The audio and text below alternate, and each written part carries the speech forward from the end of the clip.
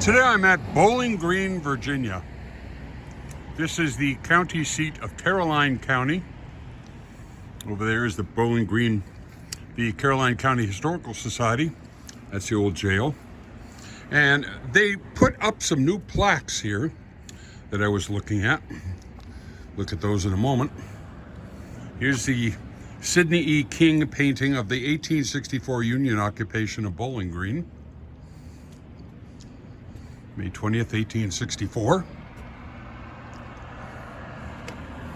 We are here where that water pump is.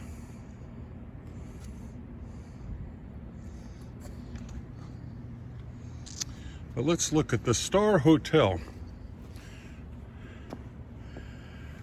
Built approximately 1820, the Star Hotel was one of two taverns serving Bowling Green. During the Civil War, it was operated by the Henry Goldman family and became a notorious Confederate spy headquarters and a safe haven to those who aided Lincoln assassin John Wilkes Booth.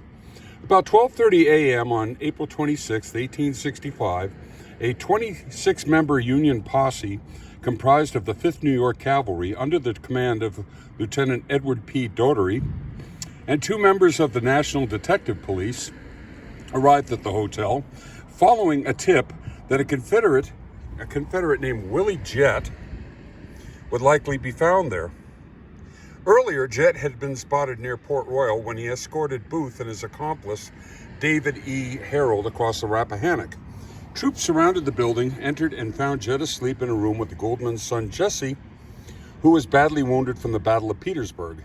Expecting to find Booth, the soldiers mistook Jesse for the assassin and nearly shot him, which forced Jett to reveal that he had left Booth at the Garrett farm.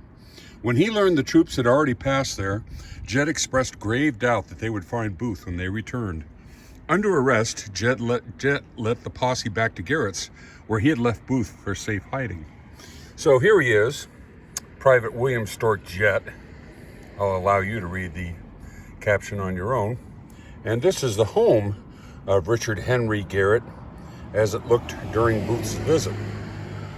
Fell to ruin in the late 1930s. The Garrett House. Its site is situated in the median of U.S. Route 301, 9 miles north of Bowling Green.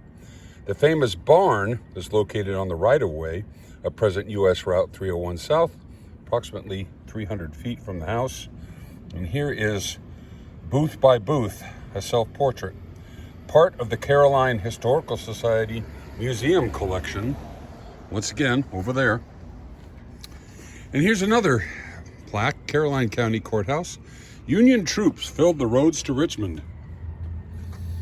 On May 21st, 1864, General Winfield Scott Hancock's 2nd Corps passed through Bowling Green. Union soldiers broke into stores, looted homes, and freed prisoners from the jail. Documents from the ransacked courthouse littered the streets. A few bold souls ventured outside to hurl epithets at their tormentors. "Are you going to Richmond?" cried one woman. "You'll all lie your bones in the ground before you get sight of it." To help restore order, a young Union captain named Chapman posted guards.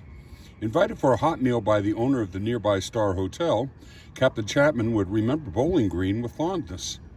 In 1906, he wrote to Caroline County Clerk Ned Coghill that it was so kind to take an enemy in and feed him. "War is terrible anyway," Coghill replied, "but war between brothers is the worst of all. Thank God we are at peace. I was also a soldier in that war and surrendered with General Lee at Appomattox. I have a warm spot in my heart for the old soldiers of both sides." And here's Union soldiers passing the Caroline County Courthouse en route to Richmond, depicted in a Sidney King painting, specifically that one.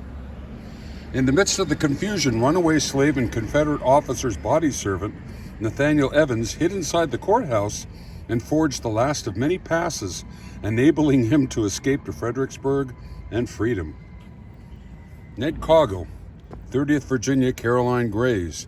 After the war, he served as Caroline County Clerk for more than 30 years. So there's some Bowling Green history.